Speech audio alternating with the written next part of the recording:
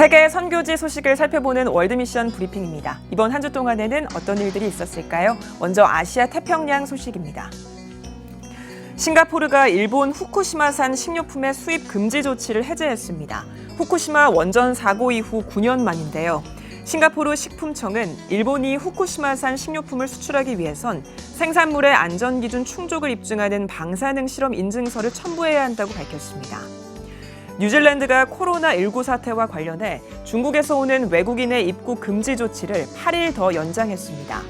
뉴질랜드 정부는 한국에서 오는 외국인들의 입국 금지는 고려하지 않고 있다고 밝혔는데요. 저신다 아던 뉴질랜드 총리는 진원지는 여전히 중국 본토라고 지적했습니다. 일본에서 아베 신조 일본 총리에 대한 불신이 커지고 있습니다. 니혼게이자이 신문은 지난 2018년 7월 이후 1년 7개월 만에 아베 총리를 지지하지 않는 비율이 지지율을 추월했다고 보도했습니다.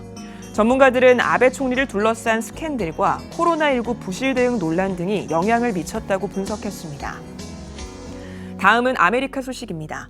IT에서 군인과 경찰 사이에 총격전이 일어나 2명이 숨지고 12명이 다쳤습니다. 임금 인상을 요구하며 시위를 벌이던 경찰들이 군 본부로 몰려가면서 총격전이 발생한 건데요. IT 정부는 유혈 사태를 막기 위해 나흘 동안 열릴 예정이던 카니발 축제를 수도에 한해 취소하기로 했습니다. 정치적 혼란과 경제난에 빠져있는 베네수엘라의 식량 문제가 심각한 것으로 나타났습니다. UN 세계 식량 계획은 베네수엘라의 인구의 3분의 1이 식량 안보에 취약한 상태라고 발표했는데요. 또 국민들을 지원하는 방안을 모색하기 위해 정부와 대화를 지속해야 한다고 강조했습니다. 과테말라가 국정교과서와 민간교과서에 우리나라에 대한 내용을 수록했습니다. 새학기부터 활용하는 이 교과서는 우리나라의 전래동화와 문화, 경제발전 등에 관한 내용을 담고 있는데요. 과테말라 교육부는 학생들이 효와 우애, 권선징악 등의 가치를 배울 수 있게 돼 기쁘다고 전했습니다. 마지막으로 중국 살펴보겠습니다.